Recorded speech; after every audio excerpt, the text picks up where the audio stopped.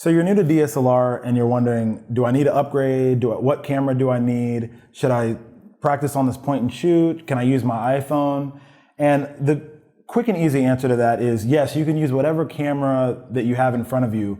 But if you want to grow, if you want to learn, if you want to have more control and have a better image as a result of that control, the best thing you could possibly do is own a DSLR. Some of the great benefits of owning a DSLR is, number one, the quality. You can take a picture with an iPhone. I mean, I do it all the time. It's the easiest thing to do when you're on vacation or you're hanging out with friends. But the quality of the DSLR is such that it will blow anything else out of the water below that kind of camera. So whether it's an iPhone or a point and shoot camera, they just don't have the impact or the sensor quality that can deliver the kind of images that you're probably wanting to take, which is why you're signed up for this class. The other thing that's really great about DSLR is the versatility. So you can not only control the shutter speed, the aperture, and all these other things, but the flexibility within those ranges is a whole lot greater. So for a point and shoot camera, you might be able to shoot somewhere in an aperture value of 3.2 and 5.6. But with a DSLR, you can get anywhere from the best lens that could shoot at 1.2 all the way to f/22 with the right camera and the right lens combination. So there's so much more flexibility. There's more speed in the shutter. There's more flexibility in the aperture values. There's a greater amount of ISO you can push out of that camera and still retain a great image. So there's just so much more flexibility and versatility that it would sort of be limiting yourself to not at least try out a DSLR. And the last thing about a DSLR is the size of the image. So a lot of us are probably used to taking point and shoot pictures when we were younger and getting them printed out at the local drugstore or whatever the case may be. But as you get further along in your career or in your hobby, you're going to want to print these things out, maybe put it on the wall, maybe frame it, maybe share it in a photo album, whatever you might want to do. Being able to shoot with the DSLR gives you the opportunity to blow the things up. You know, with a Canon 5D Mark III, which is what I was shooting with on this class, I can blow that up and make a banner. You know, I could do my own advertisement and put it above a highway. And that's how powerful these DSLRs are. And you'll be hard pressed to be able to do something like that with a point and shoot or an iPhone without a lot of digital manipulation after the fact. So a DSLR is going to give you so much more power at your fingertips. Even if you won't even harness all that power right after this class, you'll be able to grow into it and it'll be something that you'll be able to spread your wings with. So one of the biggest questions I'm always asked is, what camera should I buy? And I don't really have a solid answer about that, but I can sort of point you in the right direction. The first thing you probably want to think about is, what's my budget? Is it $5,000? Is it $3,000? Is it $1,000? Once you figure out what your budget range is, then you can start to play around with, like, what cameras in those categories should I play with? You can easily type in whatever camera you're interested in, or type in the best cameras of 2017. It's a good jumping off point for getting acclimated with the words and the lingo and the sort of marketing jargon that comes along with cameras. But what I like to focus on is the sensor quality. When you're buying a DSLR, you're literally buying sort of the digital film for the camera.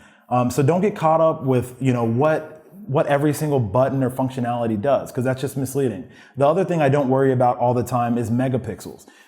Typically, if you're buying a really pro camera, such as the one I was shooting with today, the Canon 5D Mark III, they're all going to have the same sort of megapixel range. So you don't really have to worry about that. Now, I was actually brought up on the Canon, so I can't really speak to what a Nikon is like or what a Sony is like.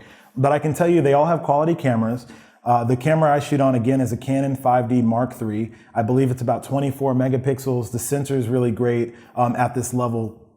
Like I said earlier, it allows you to shoot a 1600 ISO with a pretty clean file. And so that's a great camera, but it might not be a starter camera, because without the lens, it's just purchasing the body. It's going to cost you around $3,000. Now, an alternative to the Canon 5D Mark III and the Nikon that would fit that category would be something like the Canon 70. The Canon 70 has two versions, the Mark I and the Mark II. The Mark II is the newer version, and that'll get you some really great features and really good quality, but stop down at maybe $1,600 or $1,700, which is a great spot to start and be able to grow into your hobby or your career. If you want to start off with an entry-level DSLR, I recommend checking out the Canon Rebel series. They're usually fairly priced. It's probably around the lowest price point you can get for these kind of cameras. 750 to 1000, and it will come with a kit lens. And although that kit lens won't be the best thing you've ever worked with, just know that you're working towards something bigger. So start off with the kit lens and the Rebel series camera. You get the shooting, start learning the things you like, you don't like, and that'll actually help better inform your eye and your opinion on what the next camera that you want to grow into will be, and what kind of features that you're going to need if you decide to take the professional route. So don't be discouraged. There's always going to be an option out there for you. One of the things I like to suggest to new students is if you have a photographer friend or somebody that you look up to and love their photos, don't be afraid to ask them or send them an email. What are you using? Why do you like what you're using? A lot of us love talking about what we do, so don't be afraid to do that. The second thing I would recommend is make sure you stop by your local camera store and ask one of the salespeople, hey, what do you recommend? I'm just starting. I know I'm probably going to be in this career for a long time. I want to have something I can grow into. Here's my budget. Here's my concerns. Here's the things I want the camera to be able to do, and talk to them and have them give you some advice. And last but not least, talk to the internet, because there's so many people that have probably tried whatever camera that you might be thinking about using that will have great advice or great experiences with it, or on the flip side, bad experiences, and will keep you from making the wrong purchase for camera equipment. And these things aren't cheap, so you want to spend your dollars wisely. When you're buying the camera and you're buying a lens, the lens is like putting on eyeglasses, right? You don't want to have decent eyes and then put on really crappy eyeglasses and then barely still be able to see the picture in front of you. That's why the lens is important. The sensor is going to do a lot of the heavy lifting. It's going to record the image. It's like the film that you put in that camera. But the image is only going to be as good as the lens can provide to that sensor or that film. So you're going to want to think about what lens is going to be a right fit for my camera. And my first recommendation for most shooters, like 95% of shooters, I like to tell them, if they don't know exactly what they plan on shooting right away, to get a good walking around lens. And what is a good walking around lens? It's something that has a zoom to it, something that you can shoot wide and you can shoot a little longer. It gives you a lot of flexibility in your craft. So whether you want to shoot people walking on the street photography, food photos, whatever you might want to shoot, you could probably accomplish it with a zoom lens. So my number one recommendation, if you're looking for something very premium, would be the Canon 2470 f2.8 version 2. That's one of the best zoom lenses that Canon makes. And if you're looking for a budget version of that, I'd go with the 24-105. That's a great lens. I think in some kits they include it, but it's a great lens to walk around with, a great lens to learn with, and about probably a third or a half of the price of the 2470. Now, you can also go to a company like Sigma. They make great lenses that allow you to pay half the price but get just as much quality as some of the market level Canon lenses and Nikon lenses. So there's a lot of choices to make. The lens market is vast. It can be confusing. Again, talk to somebody at the local camera store. Look up the Google reviews. The world is out there for you to figure it out. When you are looking at a lens, it'll probably say blah, blah, blah, brand name, focal length 2470 or 50 millimeter, 85 millimeter. And then it'll have that f-stop with the slash in front of it, or behind it, and then a number. Now that number on that description of the product is going to tell you the maximum aperture that you can use on that camera. So you won't have any confusion when you put it on your camera and you try to go lower than that number or higher than that number, that it says, I can't do that, I won't do that, it won't comply. So on my 2470, it says 2.8 on the box, it says 2.8 on the lens. That's the max aperture I can do on the lens. I can't go to 1.2, I can't go to 1.6. I can only do 2.8 and bigger numbers. And that is a key thing when you're buying a lens. You will see occasionally in zoom lenses and cheaper lenses, you'll see aperture range, something like 3.5 to 5.6. Usually that's and for people that are professionals like me, we see that and we go, I'm not touching that. Because typically glass or lenses made with a range of aperture tend to be cheaper, cheaper build quality, cheaper quality in terms of resolving your image that you're shooting. But don't be afraid. If you're looking for a cheap option and something to just learn on, those are typically some of the cheaper lenses you can find, and every single brand makes them. So don't shy away from them just because you're worried about the quality level, especially if you're not jumping right into a professional career with this camera.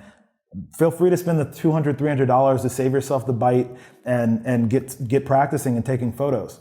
Another thing that I think is an incredible learning device is using a fixed lens or a prime lens.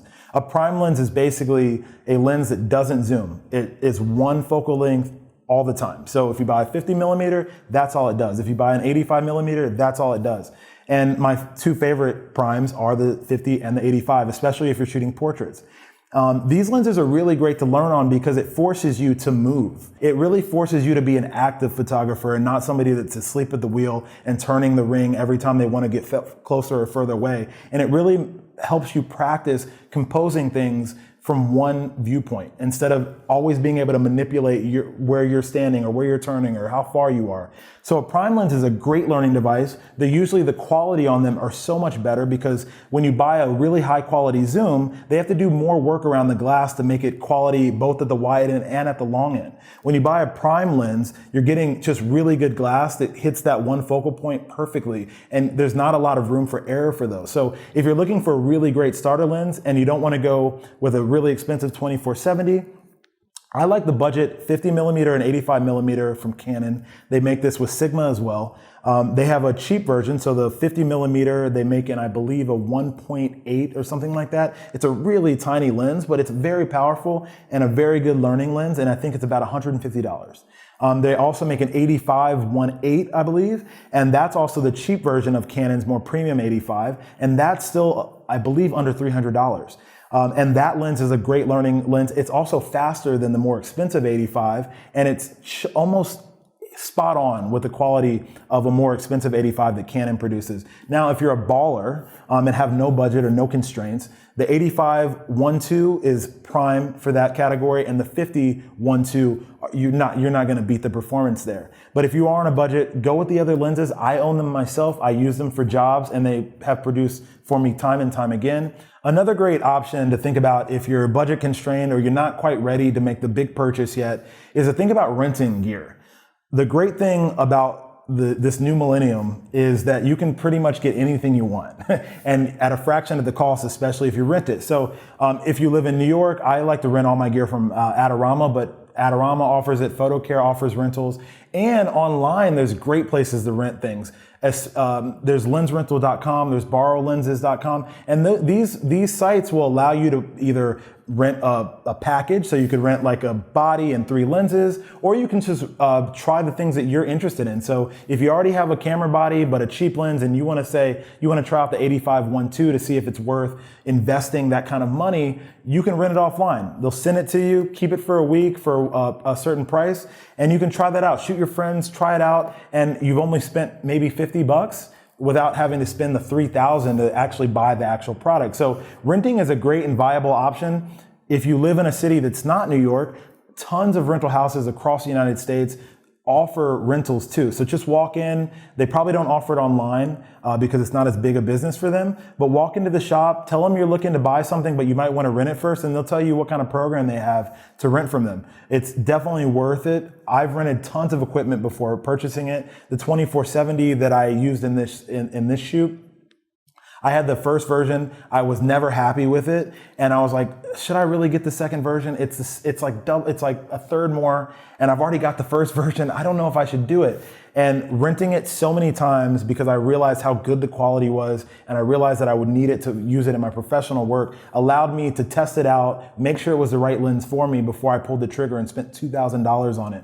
So renting stuff and trying it out first is a great way to get acquainted with new gear and to figure out where you belong, whether it be Nikon or Canon, and what type of gear you need, whether it be professional or beginners.